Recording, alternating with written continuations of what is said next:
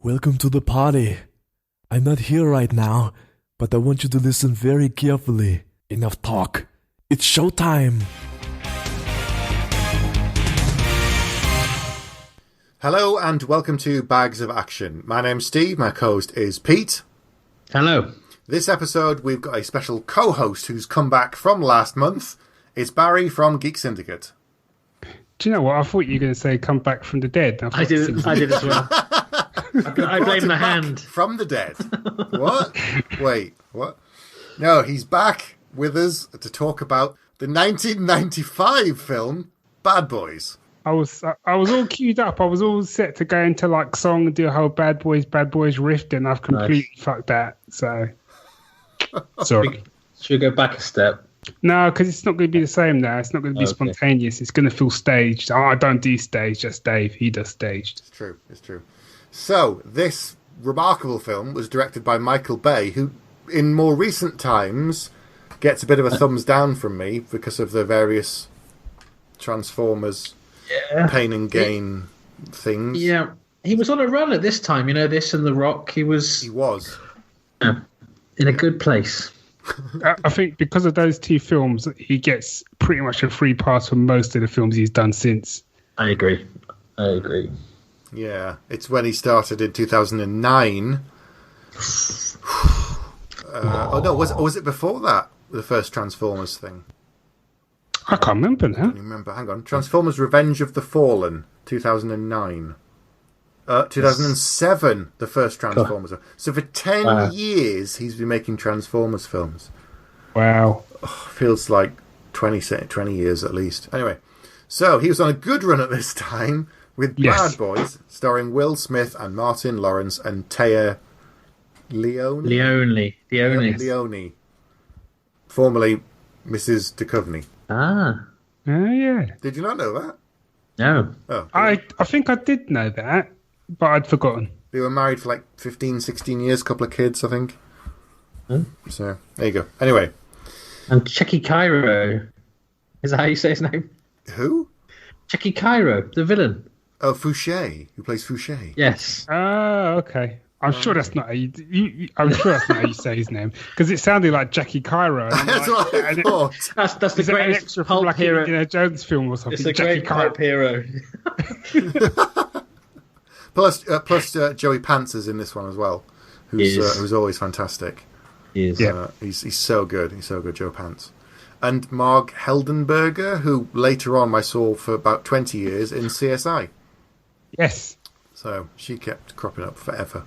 But anyway, so does anybody want to tell the listeners a little bit about what this film's all about? Well, it's a Simpson Bruckheimer production with everything that goes with that, which means it's yellow at all times. The film is in a yellow sheen, but it's a kind of a buddy cop movie. But the big difference between this and most buddy cop movies is that they already know each other. True. Yes. Because in most buddy cop films, they get put together, or one cop is sent off to be a fish out of water somewhere. But what I really like about this film is it's about two guys that are already best friends, partners, and it's about them trying to recover some heroin that's stolen from the police station. Yes. That's a good summary. Go on back. I'd like to go on record and saying that this is Bad Boys, or also known as A Typical Day in the Lives of Geek Syndicate. Which one's which? Yeah, that's my question. I'm not going to say. But I do remember seeing this film and spent most of the film thinking I've had conversations with Dave like this at high speed. Not necessarily being chased by a drug dealer's mind, but I have had a lot of arguments with Dave where like shit's kicking off in the background and we're just arguing. This film though, right? I actually had to go on the timer and look at it. In the first 3 minutes of the film, it sets up everything else and gives you a strong flavour of what you're going to get for the rest of the film. So in 3 minutes, you get extreme language with lots of swearing and banter between the two of them. You get them talking about sex. You get a sexy woman coming past in a greyhound skirt. You get violence and you get some jokes. And that's 3 minutes of the film. And it's just like super intense. And that's the film for the next sort of like 2 hours. Compared to films now, it almost feels like a sequel because they are straight in, know each other, off we go.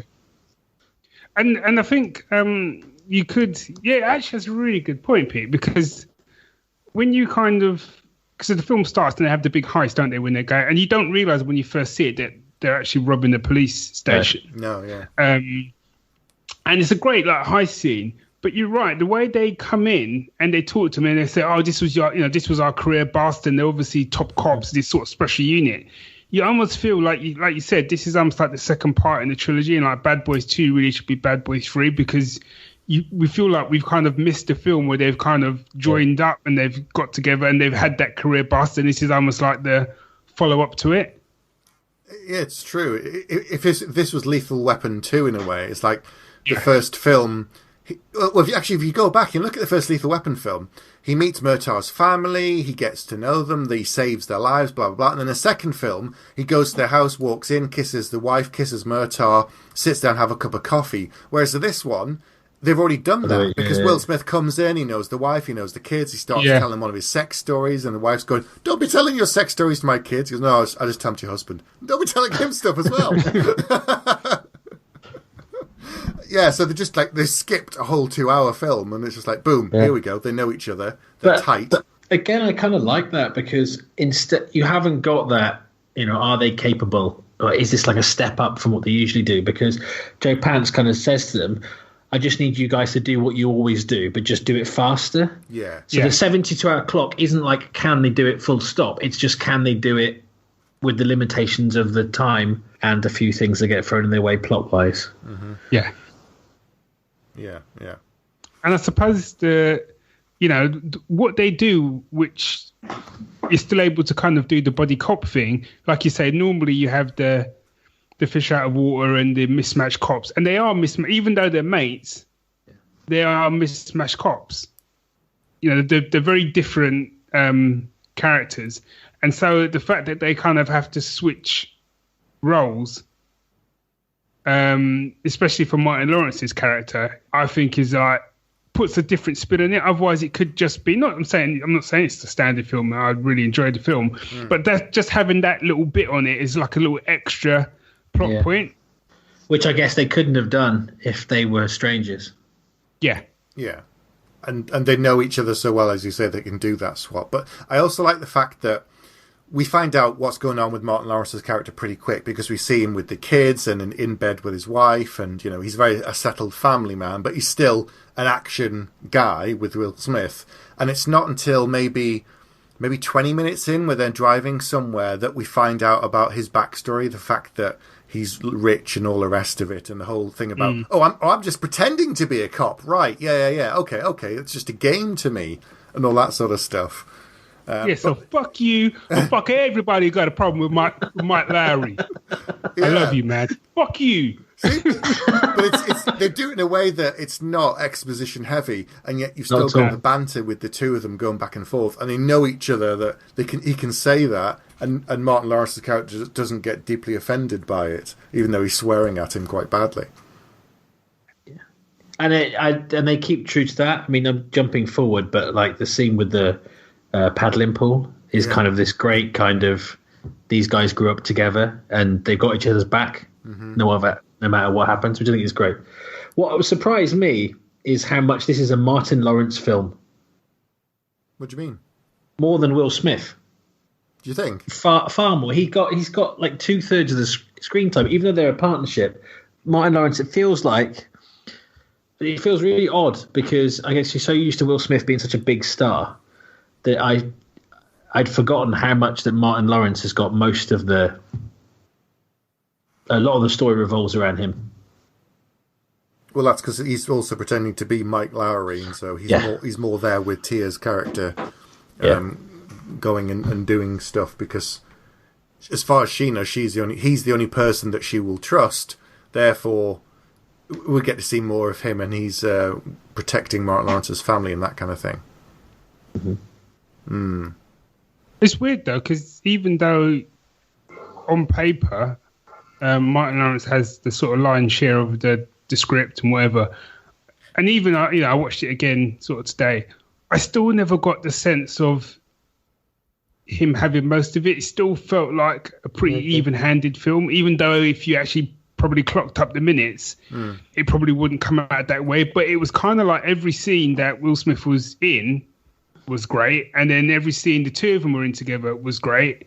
And so I didn't even really notice it, if that makes sense. Yeah. And I like the fact that there's a whole team of villains. There's not just one guy. There's lots of different people. But we don't get their backstory as well. You've just got this guy, Fouchet, who's just evil just cause. Like, we know that one of the guys, Eddie, turns out to be an ex-cop and all this kind of stuff. Yeah. But then the other people like Noah and the fat guy and the little skinny guy with a tash. And then there's Fouchet, and like that guy looks like he's out of the 70s, doesn't he? Because he's got a weird bouffant and a 70s handlebar moustache. And then there's the fat old guy, and then they've got Noah with his backwards beret on and stuff. It's very flat cap. It feels like he's almost recruited people from different films in different different decades, and put them all together. It's like the reverse Expendables. Get him out of a shopping list of Sabotage. The Beastie Boys Sabotage video. Get one of the guys out of that. There you go. That's him. Well, there's like one guy in the scene where I think it's after they escape from that Club Hell place, and they're sort of driving in their sort of ice cream truck / bomb. Yeah. And they're being chased, and one of the guys is like, he looks a bit like a neo-Nazi. He's got no top on. It's true. Big moustache, and he's got like a shotgun. He's leaning at the window laughing and shooting. I was like, you really don't fit in with that crowd, dude. It's a proper European conglomerate of everybody. I mean, as villains go, it's quite a diverse mix, I've got to say. Mm-hmm. True. Yeah. Very, very strange. And a good lead villain, the Fouchet. I mean, he's, like I said, I think these days we have a whole kind of thing of like villains have got to be three-dimensional and they've got to be grey and they've got to have backstory. Sometimes I just want a dude with a French accent and a black suit has it shaved in 4 days. He just turns up looking mean, shoots people, and he's really, really clever, and I don't need to know why. It's true. I can remember when I first saw this, so 22 years ago, thinking, he's amazing. That guy, the villain, he's going to be so big. He's like this amazing, amazing actor. And I watched it again, and he has about 4 lines. And yes, he does chew the scenery. I actually watched Nostradamus because I liked him in this. Wow. That's how. That was a waste of my time. Wow. Talk about taking one for the team. I know. Thanks, Pete. I didn't watch Operation Dumbo Drop, so that's okay. Do you think that they offered this role to Christopher Lambert, and this guy, he wasn't available, so this guy took it instead? Who? Sorry, I didn't recognise that name. I'm not doing this again, Pete. We know who we're talking about. He was in GoldenEye as well, and Crying Freeman, so, he's been in a few things. Bless him. Good old Tchéky Karyo. Well, Tchéky Karyo just sounds like the worst Egyptian strip club. It does. Yeah, it sounds very bizarre. So, we talked about the raid. They get all the drugs, and then they're trying to get their life career bust back. At the same time, you've got the internal affairs looking into them, blaming them, saying it's an internal job. You've got that weird moment where she comes in and she's chewing out the captain, and they go, "Oh, if you two want to be alone, we can just." They're like, No, it's okay. There's obviously something here, and it's just really. There's quite a few moments like that, awkward tension. This is true. Like that. Yeah, just like that. Just like that. I thought we'd lost Barry again then. No, I thought we No, I'm still here. It's your show. I'm letting you guys lead. I'm just in the back, as a. If needed. So, what about favourite lines? I've written down some of my favourite lines. So, here's one. You're driving slow enough almost to drive Miss Daisy. Nice. And another one is sleeping in my bed, and I've now got a Power Ranger stuck up my ass. That's when... It just sounds like you're reading out your diary. Day 27, went to bed, woke up with a Power Ranger stuck up my ass. Don't know where it came from. I don't own a Power Ranger. The Secret Diary of Steve Arion, page 40 and 3/4. I noticed, actually, I made a note of every pop culture reference that they made. Wow. Okay. So you got Passenger 57. Yep. Very early on, when he starts talking about Wesley Snipes.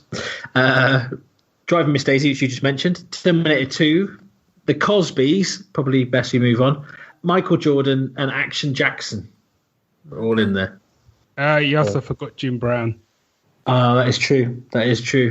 But Action Jackson have you guys done the Action Jackson? No, we should. There's a screening in Bristol in a couple of weeks' time where they're showing Bloodsport, Showdown in Little Tokyo, Action Jackson, River of Death, and I can't remember the fifth film. They're showing 5 films in a row. Wow.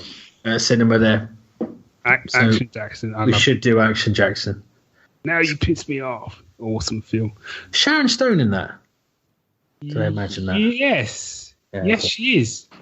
I think she's the wife of the bad guy, isn't she? Yeah, I think she is.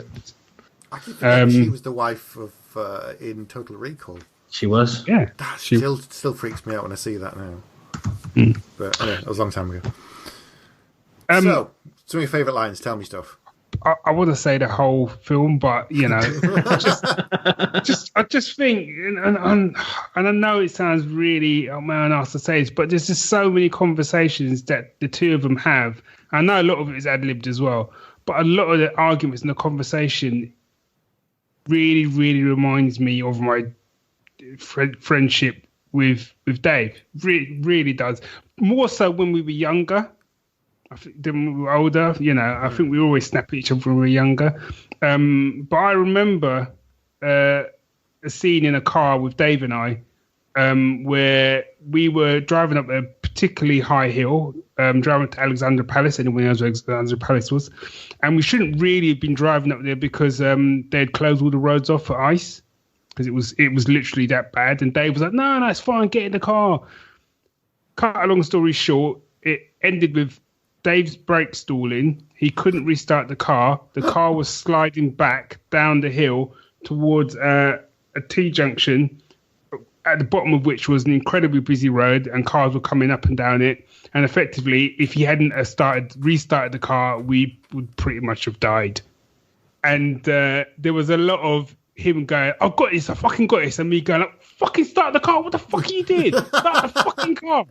So when at the end, and I think the fact that all through this film he's having a go at him for driving, and at the end he sort of says, that's how you're supposed to drive. From now on, that's how you drive. It touches a nerve. I love in his Volvo, not only is there a child seat in the back, but he's got beads on the back of the seat. Oh. Yeah, and she keeps going, what is this? He goes, I'm undercover, I told you, I'm undercover. Yeah, that's right. And she doesn't buy it for a second. I like that. Yeah. But also as well, I think so many films where they do this sort of buddy cop movie thing, and yes, they become friends in the end, but with the exception of Lethal Weapon, both the films and the TV series, I think nails it as well. So much of it is not even the action, it's the friendship. Yeah. And that's what this film does really, really well. It really nails the fact that even though it's actors, you really buy the fact that they're mates to the point of you kind of hope after you finish watching the film. That's how you know if a buddy cop film's worked. You kind of want them to get on in real life. Yeah. You don't want to be told that. Every time I watch a Lethal Weapon sort of TV show, I don't want to know. I don't want to go online and someone says to me, they hate each other. I don't want to know. In my mind, they're buddies. And even as actors, they still go to each other's houses and they know their families and all that. And I think this is one of the best films for that. And I think it's taken some cues from Lethal Weapon, personally, because I think a lot of the stuff at the house with the family, but also the music. I don't know if you ever noticed, every time one of them's kind of injured or it's gone a bit, the way the music changes is very, very similar to Lethal Weapon. Yeah, but it could be a coincidence. But it does feel a bit like they've kind of gone, that's the kind of film we want to make. And it succeeds, like you say. The friendship is very believable. Yeah. There's also the thing that, have you noticed the sound effects? I'd forgotten until I went back and watched this. I saw Lethal Weapon, the first one, a couple of years ago, and then when I watched this, I realised every time Martin Lawrence or or Will Smith fires their handgun, it's exactly the same sound effect as Riggs's gun in Lethal Weapon. Oh. It's that same kind of super powerful, impossibly loud cannon handgun, and they've all got one, and it's the exact same sound. Go back and watch Lethal Weapon, and then watch this, and you'll just see that it's that. It's like, you know how they have like a creaky door in a film. There's one sound effect that they always pull out of archives. Yeah, I know that door. Yeah, it's that. That's what they've done for this. It's like, that's exactly the same gun sound. I was like, I don't know guns, but that's ridiculous. Jumping out of a window into a swimming pool. She does it in this, and Riggs does it in... No, Riggs does it in the first Lethal Weapon, didn't he? Yeah, well, I can't remember, is it first? No, second one. Oh, the second one. Maybe the second one. It's the second one, because he goes with Joe Pesci into the pool. And they're trying to protect him, aren't they, as a witness? That's the second one. Yeah, that's right. Or is it a third one? Second, I don't know. We need to do those. At some point, Yeah. What I was going to say is, watching it today. Now, I know Bad Boys inside out, I have to say. So, watching it again, a part of me almost didn't want to do it because I was kind of like, I know the film and I like it, and I was worried if I watched it again, I would like it less. But two things stand for me. A, there's got some cracking action in this film. Just some cracking action sequences. And B, it's also got, I have to say, some of the worst aiming I've ever seen in a film. and not even, when I say worst aiming, not even the fact that people don't get shot, just the way people actually fire guns and shoot and aim. It's like, what are you even looking at? What are you doing? It is true. There's a scene where, and it's a brilliant, I mean, it sets off one of the best chases. And whenever we talk about chipping on Geek Syndicate, I direct people to that scene and say, if you don't understand what chipping is, watch that sequence in Bad Boys, and then you'll understand. That is proper running. None of this running for screen. This is someone running for their fucking life. I watched it again yesterday, and I thought straight away, chipping from listening to this show. I remember I had some mates of mine saw this film before I did, and one of them literally rang me up and said, "You need to see this film. It's got the best chipping I've seen in a film." That's all he said. Didn't talk about anything about the plot. He just said, "You got to see this film for the chipping," and that was primarily why I went to see it. And then I rang him up afterwards, and I was like, "No, you're right, mate." But anyway, backtracking. Yeah. You know the scene where the Fouchet and his boys sort of come in, and then Will's there with like I've forgotten her name in it. I want to say Téa, but whatever her name is, Julie. He's there with Julie, and then Mike comes down with his missus, and they're all there, and then they bring out their guns. So let's recap, right? You got Fouchet's got 2 guns. Yep. One of his buddies has got a machine gun. The other guy might have a machine gun. I'm not sure. Will Smith has just got his normal gun, and Martin Lawrence has just got his normal gun. And they literally, all of them bring out their guns, and not a single, I think one person gets shot. And they give Will Smith the time to get his own gun out. I was just, come on. And Chet survives as well, amazingly, somehow. Yeah. He does the most over-exaggerated dive. It's like, just duck. It is. There's a proper kind of power dive behind the desk. Yeah, it is. It's just ridiculous, and somehow, no one gets shot apart from one of the bad guys. Yeah. And in a tiny foyer of his apartments. Exactly. I mean, I will suspend disbelief with most films as well, but that was the one bit I was kind of like... And there's lots of bits where people are holding their hands over their face with one hand and shooting the gun with the other hand. I'm like, how is that? Is that what they teach you in like marksman school at the police academy? Is that? It's I just true. got learned to It's true. I think as well, when you're talking about the action, what I really liked is every now and then you think, oh, it's been like comedy for a while, particularly with the kind of swap roles things. Like, oh, is it going too far towards the comedy? And then suddenly you've got something like the bathroom fight, which is really brutal. Yeah. Yeah. That's nasty. But then they do the comedy thing of where Will Smith is on the other side watching the stripper, and Mark Lawrence has got his face pressed up against the aquarium. Right. I will say, in that sequence, I think we could figure out who Dave is going to be and who I'm going to be. I think we know, Barry. Yeah, sorry, mate, but we know. I don't know. He even looks like Dave in that bit. Do you know what I mean? And Dave did have a very similar hairstyle to Will Smith back in the day. He knows he does. Yeah, he had a flat top. So Do you like Skittles? I don't like Skittles. In that sequence, I would have been more Smarties. That is a funny scene. That is a funny scene. That guy. You want badges, mother bitches? I got badges. It's like, oh god, no. 50 cents. There you go. It's like he's got six badges right there. Now what? I love the way that scene was improvised. Really? Yeah. Oh god. You freeze bitch. I think what I love about it as well is because it's two black guys in the main roles, and there is but they make a thing of it, but they never actually say anything about it. So the start, you've got them in the car, and it's people assuming that they're not cops, and then you've got the bit here in the store, and I think it's cleverly done that it plays with the kind of people's kind of thought processes, but doesn't actually come out and say it. Yeah, and I think, again, a little bit, not to go too much into it, but a little bit like when we talked about Golden Child, again, it was another film for me that was important in the fact that it was great to see a film where you had two black leads and you showed the extended family, Martin Lawrence's family, all the rest of it, but it wasn't a thing. Yeah. Yeah. The plot didn't revolve around them being black. And in fact, when you sort of go into the background, how the film was made and whatever, originally it was two other actors that were kind of earmarked, both of whom were white. So, so I think that's what was great about it. And then you obviously you bring in those characters, you bring in those actors, you are both kind of forces of nature in their own right. And, and then you say to improvise, and then their culture kind of soaks into that role. Do you get what I mean?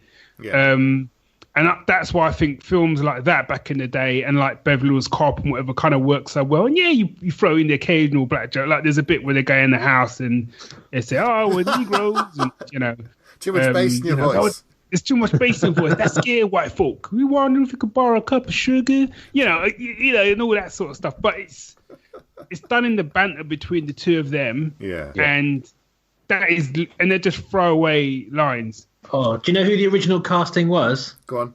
I can't remember now. Dana Carvey. That's it. And John Lovitz. Who's that? Dana Carvey is from Wayne's World. Yep, I knew him. And John Lovitz You'd know him from lots of things. Okay. It's like poor man's Belushi. Yeah, if you saw a picture of him, Steve, you'd know him. Right. And this would have been a very different film. Maybe I don't think we'd be getting a third one. No, and possibly a fourth one. But that explains or a podcast about it even. That's true. It's true. That probably explains also why one of the characters didn't grow up in the hood and became good and then became rich. a cop. Yeah, and yes, it was. Sorry, the original name for the film at that stage was Bulletproof Hearts. Not to be confused with Bulletproof Monk. Yeah. Bulletproof Hearts. What you gonna do? That doesn't make sense. But I'm so glad I'm so glad you said that, Steve, because I kind of forgot that actually until you just said that.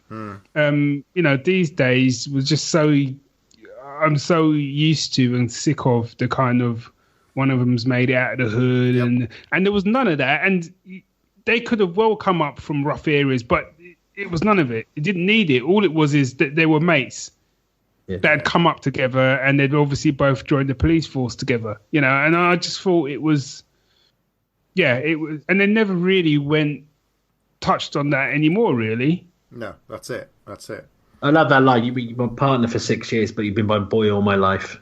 Yeah. That's a great line. Yeah. There's lots of really good moments in this. The other thing that we said, so this film came out, 22 years ago or something? Jeez. Scarily so. Big gap between this and the sequel, though. That wasn't until 2003. So it's an 8-year gap. Yeah, I think that's probably because Will Smith was at the height with everything from Independence Day and all that kind of stuff. And Martin Lawrence was no slouch. He was doing lots of films then. that nobody was watching. He's doing all right. I saw Blue Streak, in fairness. Okay.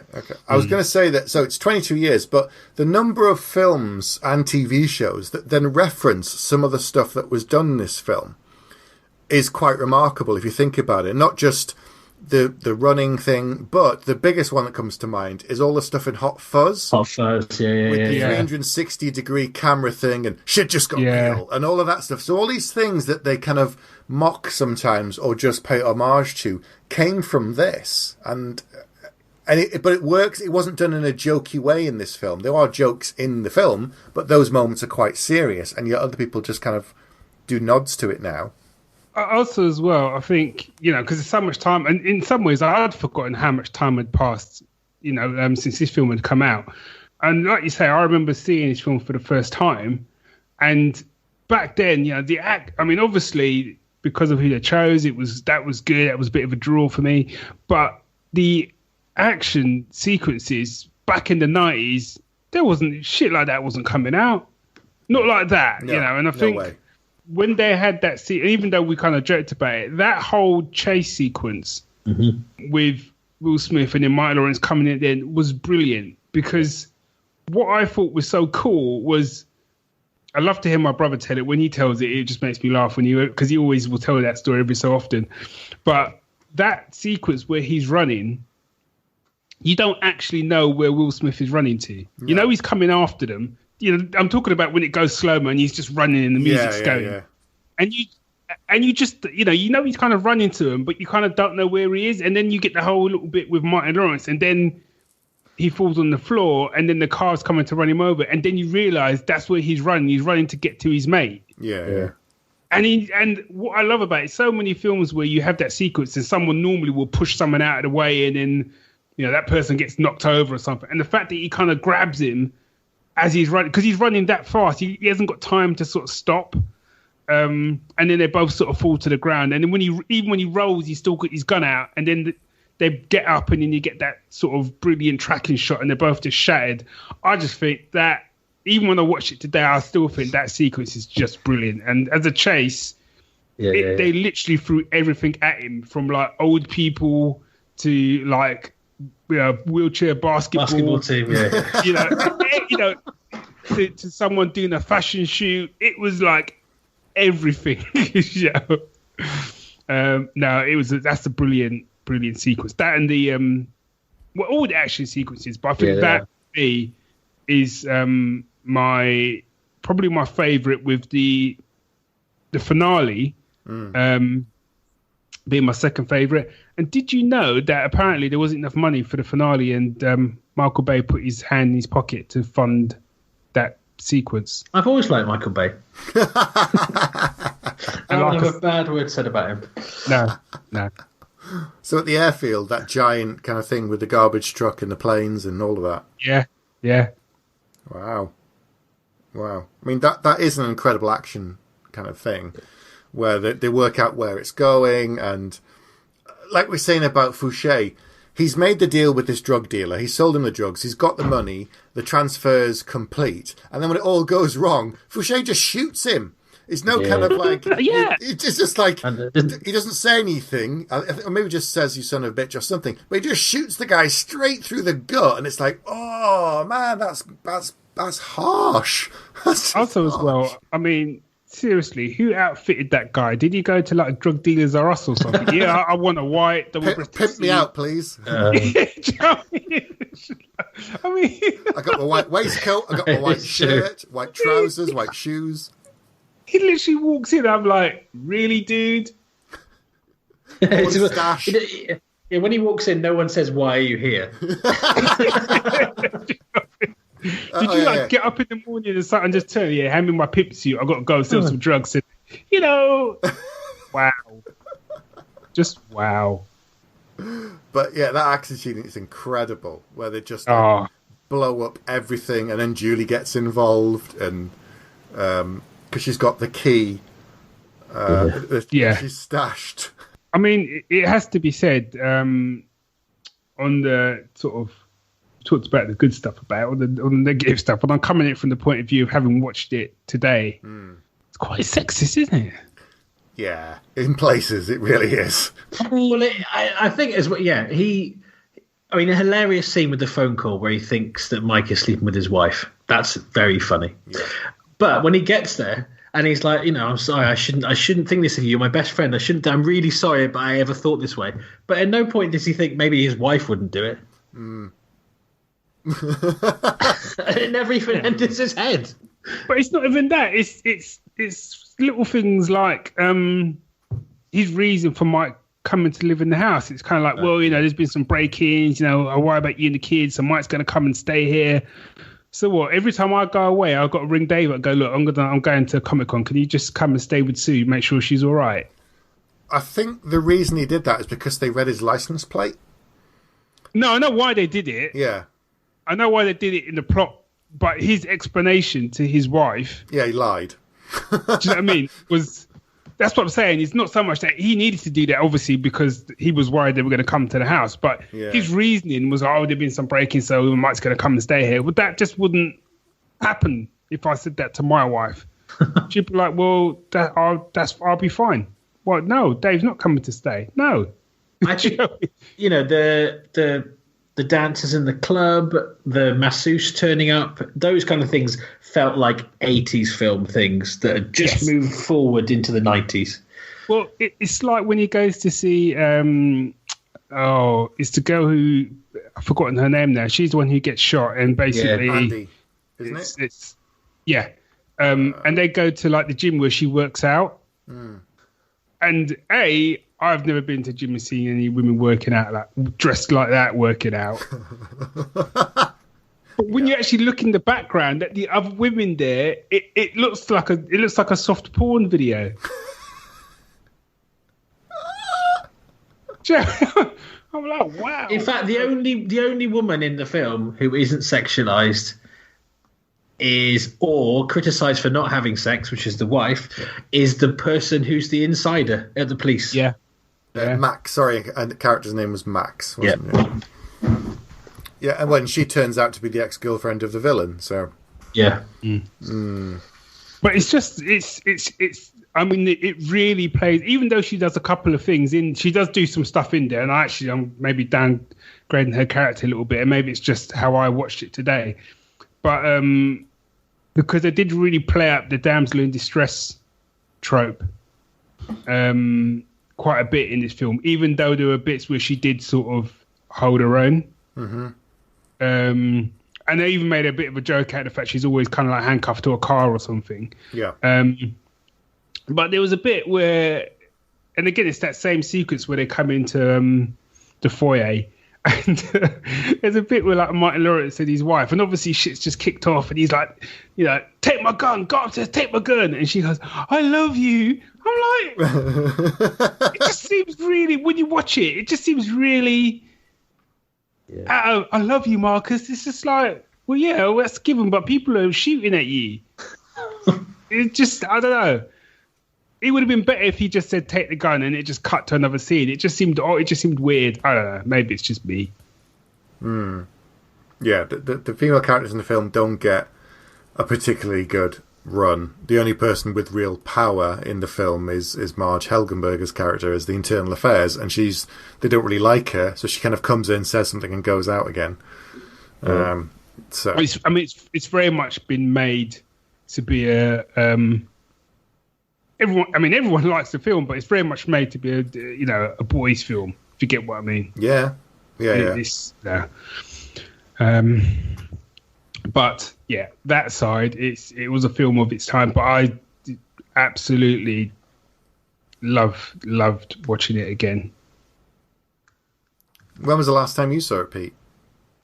It's been a while. I think I had it on VHS. So I must have watched it a few times, but no, it's been quite a while. It's probably been 10 years plus. How about you? Yeah, it's been quite a long time. I had to dig through the back of the DVD cupboard to find it, and blow off the dust. It kind of shows you how long it's been sat back there. It's one of these things that you go, I know that film. Yeah, I won't go and watch it again. But then all the stuff you've forgotten. Yeah. I think I've only seen the second one once. Really? So I need to rectify that. But the third one's out next year, isn't it? Or in February. So here's a couple of questions for you. Go on. You may well talk about Bad Boys 2 at some stage, but if you don't, have you got any thoughts on Bad Boys 2? Do you remember Bad Boys 2? I don't remember very much about it at all. I remember that Will Smith is dating Marcus's sister, I think. Yes, she was also undercover. I think she was undercover DA or something as well. And that's about all I can remember. Doesn't she get kidnapped? Maybe? Yes. Yeah, she does. So they have to rescue her. But I don't remember much more than that. And I think there's a whole subplot with Marcus basically having enough of Mike, and he's going to either transfer or get a new partner. Right. Wow. Yeah, and it's all about kind of them resolving that, as well as everything else that goes on. And a lot of people like Bad Boys 2. I enjoyed it, but I still much prefer Bad Boys. I can't have liked it as much to have only watched it once. I know one of the criticisms is that it almost tried to do the same plot twice, but most sequels do that to a certain extent. So it will be interesting to see what they do with the third one and how they're going to move the story on. And if they're still partners, have Marcus's kids grown up? Where are they individually? Yeah. Is Will Smith's character married now? I don't know. Or they're still stuck in that perpetual thing of he's the married one, he's the one who's the womanizer. You don't really know. The only cast here are the two of them and Derek Gilbert, who plays the part of son. Doesn't say whose. Right, son. Hello, son. It's probably going to be Martin Lawrence because he had a couple of sons, didn't he? 3 kids, yeah. He had one girl. 2 sons and a daughter, yeah. And Joe Carnahan has written it, so I'm assuming that he's also directed it. Rather than Michael Bay. I don't know. He did The Grey and the A-Team and Smoking Aces. Oh, okay. Okay. I quite like the A-Team, actually. Me too. Okay. Maybe Joe Pants will be in it again as the captain. Joe Pants. Do you know what? I really think this could have worked, and probably still could work if you had the right actors as a TV show. Yeah. Because rewatching it again, and to be honest, some of it was to do with the ridiculously baggy suits that Will Smith was wearing in some of the shots. Yeah. That it had a real kind of like Miami Vice feel to it. Yeah. And being set, and it's set in Miami, and they are narcotics cops. So definitely, there is definitely that. That's another thing it definitely does touch on. Yeah, I also like the other 2 cops. Yeah, played by Nestor Serrano, and I don't know the other guy's name, but he crops up in films all the time. But they've got. I like the fact that they've got their own little thing. Like they're both digging at each other. And yet, when Mike and Marcus turn up, they start bantering with the 2 of them. But when the shit gets real, they kind of say to them, "Got something going on, could get you killed." And they're like, "Okay, let's go." That's one of my favourite tropes in these kind of films. This Lethal Weapon, Beverly Hills Cop is 2 sets of partners who you think hate each other, fierce rivalry, and when the shit goes down, they team up. It's just that's. I agree. No, I don't think it's a cliche. I think it's the best thing ever. It is the best thing. It's a good ever. moment. It's just that this is all banter. This is all bullshit. Even when they're talking with the captain, they're bantering with him and stuff. Like when he's playing basketball and he's going, "Yeah, before you turned up, nothing but net, and now look at you. Yeah, that's right." So it's that just kind of they've got their own bullshit between them. It's just like when podcasters go away for the weekend. It's the same thing. That's right. Shit gets real. When stuff needs happening, we all knuckle down. So say we all, and we. I have to agree with Pete. That's probably my favourite trope in action films is when shit just gets real and people who normally wouldn't come together. And there's always some scene as well where someone sort of goes, we're going jaws of hell and I can't ask you to come with me. You don't have to. I got your back. I'm with you. And shit like that. I just eat that shit out for breakfast. It's just awesome. And they do that in Bad Boys. There's a bit in Bad Boys 2, I remembered now, where they kidnap his sister, but they take her to Cuba. Yes. Okay. And they can't go to Cuba because effectively it'll start a war. And no, we can't go. And then it's just Will Smith and Martin Lawrence. It's like, oh, don't worry, we'll do this ourselves, man. Bad boys for life. We do this ourselves.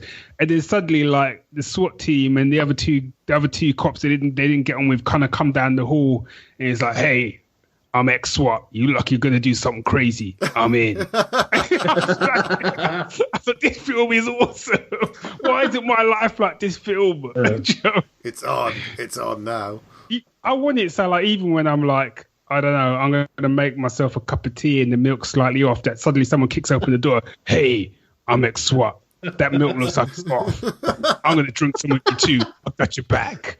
I'll take one for the team. I'll take the sour milk. Here's a pound. Go buy some more. Yeah, either that or someone dives through my window and just knocks it out of my hand before I drink it. No! Slow-mo. That's how. Don't forget the cat. I think it's a good job we don't live nearer to each other. Just keep breaking windows all the time. Again, Pete, you broke another window. Sorry, Barry was going to eat something that looked quite off. You know, look wrong. I keep waiting at work for someone to shout at me and go, "You got 40 hours, Nugent. I want your badge. I want your gun. You're on suspension." Okay. Is that with pay? Yeah.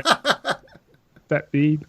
I can watch Joe Pants missing a basketball hoop all day long. Yeah. He's so good. He's chewing his cigars. He's chewing them out all the time.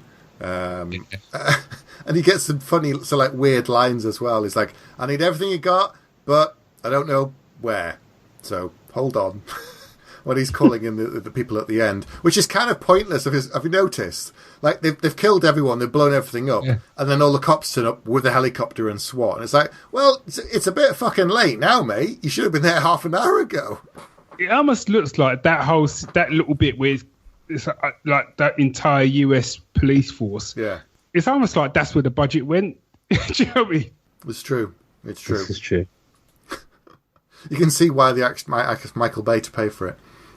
Yeah. We don't it's funny, need it, but it'll look cool. Go on, do it. Yeah, when I watching this again now, because obviously when I watched it the first time, I wasn't aware of Michael Bay. You know, I think back then, when I watched films, I didn't really look to see who'd made the film. Yeah. Get what I mean? Like I would now. Yeah. So going back and watching it, and I think like you guys, I probably hadn't seen it from end to end in probably about 10 years. Now watching it, I can see all those little things that he does constantly in his other films. Mm-hmm. You know, like the little bit of light, you know, all the slow-mo, fast cars, just the way some of the sequences are shot, the sort of 360 camera angle and all that sort of stuff. And you suddenly realize that, wow, he really does make films on a template, doesn't he? Tick in the box there. I've done that. Next on the sheet is the camera spin. Let's do that. Tick in the box. Yeah. It's kind of by numbers, some of his films, for sure. Oh, it works for him. He's making his money, so, you know. Yeah, he keeps making them, yeah. Someone keeps watching them. He's definitely a fan of Tony Scott. I think they share a lot of similarities, not just the yellow lighting because of the Bruckheimer, it's a Simpson thing, but they do. There's a lot of things he does that are similar. But there we are. Right, are we ready to give this film some scores? I think so. Shut up, you idiots! It's time to give a score. Do it now. Okay, who wants to go first? Silence. What? Shall I go? I'll go first. Go on, I chose well, it. volunteer, I'll go please. first. Go Thank you. Well, I know that this film has made a big cultural impact on me, and I'll tell you why. Oh, go on. Because every now and then my daughter... Stop being racist. That's true. Where'd you go from there? Up, I hope. Okay. Anyway, start over. Go, Pete. Thank you. I know this film had a big cultural impact on me because there's certain songs that I must sing around the house without realising it, because every now and then my daughter will start singing a song and I'm like, how do you know that song? It's from the 80s or the 90s. And one of them is Shy Guy by Diana King from this film, which I think I just sing every now and then for the hell of it. So it must have watched this a lot every day. Yeah. Pretty much. It's a great song. So the soundtrack was huge at the time. I remember that very well. So yeah, rewatching it, I remember it being very funny, and it is still very, very funny. The action sequences, as we've talked about, are really, really good. And again, it's that Lethal Weapon, Beverly Hills Cop, action comedies that can do light and shade really well, that can be laugh out loud funny, and then a couple of minutes later, really, dark and people are in jeopardy. But I think you need that to be able to believe it. You've got to care about these people, and people do make jokes. People are funny naturally, and they still have to go through shit. So makes it very believable for me. The thing that I forgot about really was them swapping places. And I think that holds the film back slightly. I agree with what Barry said earlier, that it makes it interesting and it makes it different from other films, but I think they stretched that out for probably about 15-20 minutes too long, because there's so many times. I agree with that. There's so many times like, just tell her the truth. She doesn't give a shit. Just tell her. She knows. And then like it's like, yeah, okay, I know you've got 12 more jokes written and they are going to be funny, but the photos in the when she notices all the photos of him and stuff, and then later, and having rewatched it again, having such a big gap, having seen it again, I was like, oh yeah, they're going to tell her now. Oh no, they're going to make up another lie, and I kept waiting for it to happen. I think that for me probably steals the film a bag, but that still gives it 4. Okay, that's still a good score. Barry? First off, I want to actually 100% agree with what Pete just said. I think that, certainly in the rewatch, I think that kind of stretched out a little bit too long. And I think it would have... I also think, actually, even if they'd taken out completely, I don't think the film would have suffered for it at all. Yeah. Because one of the great things about this film is the banter, and I have to keep coming back to it, but it's true. The banter between the two of them, and then between the three of them. Again, I go back to the bit at the end with the car. The banter between the three of them in the car at the end is just spot on. Mm-hmm. You've got to shut up and let him drive. It's just, and the fact that it will throw out. She was throwing out references like Jim Brown, Action Jackson, and it's kind of like almost like, fuck you if you haven't seen those films. Do you know what I mean? It's if you get it, you get it. If you don't, well, that's tough. So I think I would probably go. Do we do halves? No half bags. Not even for guests. No. We don't even do that for guests. No. Guess who own your network? Mic drop. I don't. This is why we don't do half bags, is to make us. Yeah, no, fair play. No, you're right. Yeah. Fair play. I don't think that. No, because there's only one film I could give 5 out of 5 to. So I'd have to go with 4.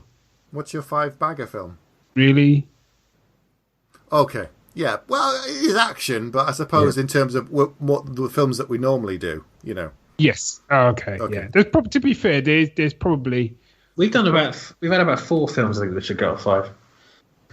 I think. Yeah, John Wick, Dread, Predator, yeah. Die Hard. We lost Sonny this week as well, which is quite sad. From Predator. Sonny. Billy. Yeah, shit. He passed away this week. Man. Yeah. So it's a solid. Is it a solid 4 from you then, Barry? It's a solid 4 from me. Okay. Nothing I don't disagree with there. I like characters. We've talked about the Riggs and the Murtaugh thing from Lethal Weapon, and you like the fact that you want to believe that off screen they're just the same. And as it happens with Mel Gibson and Danny, they are like that, because recently I watched this video. They were doing a thing for Dick Donner. There was this like celebration of him for so many years in the business, and the two of them were supposed to be giving this speech, and they were just cracking jokes and winding each other up, and they lost it a couple of times and completely went off script, and it just showed that these guys have been working together for like 30 years now or something, and they got on so well that it worked, and the ad-libbing was still going. And there's definitely an element of that with Bad Boys, with Will Smith and Martin Lawrence. You believe that the two of them off camera will just still keep taking the piss out of each other, and some of that goes into the film because it works so well. So their chemistry is really good and believable. The three of them, as you said, was really good. The action set pieces were fantastic. At the time, there was nothing like this. It was so bombastic and so over the top and just so huge, and yet it was nicely balanced with the humour and the family stuff. The fact that he's got 3 kids and a wife and all that stuff, and that it's very grounded. So I really enjoyed it. I enjoyed it more than I expected. There are some flaws which we talked about, but I said I don't want to dwell on them. But it's just a cracking action film, and I'd forgotten, some of the little touches that make it this sort of touchstone that other people come back to and reference, because it did it first. It's 22 years ago, and it's a relatively long time for us, but for some people, they haven't seen it, and they might say, "Oh, that's got copied from so." It's like, no, go back to the source. Watch Bad Boys, and you'll see where all these people take these things from. So, for me, I'm going to give it a solid 4 bags as well. Good. Nice. Cool. Okay. Right. Well, if you've not seen Bad Boys, what's wrong with you? Go and watch it. And we just spoiled most of the film, so that's your own fault. Get in touch with us. Email us, bagsofaction@gmail.com. Come onto the Facebook group. Go onto geeksyndicate.co.uk. Good night. Good night. Bad boys, what you gonna do? What you gonna do when we come for you? Bad boys, what you gonna do? What you gonna do when we come for you? Got too much bass in your voice. Sorry, man. Can I borrow a cup of brown sugar? I'm all about scaring white folk. And just for people coming and listening, I am actually a fully certified black guy, just in case you thought it was a white dude being racist. Right. I was about to say that's the first time we've ended the show properly, and then We didn't. we carried on. Boom. Done. Brilliant. You have been listening to Bags of Action. No bullshit. You better stick around for the next episode, because if you're lying, I'll be back.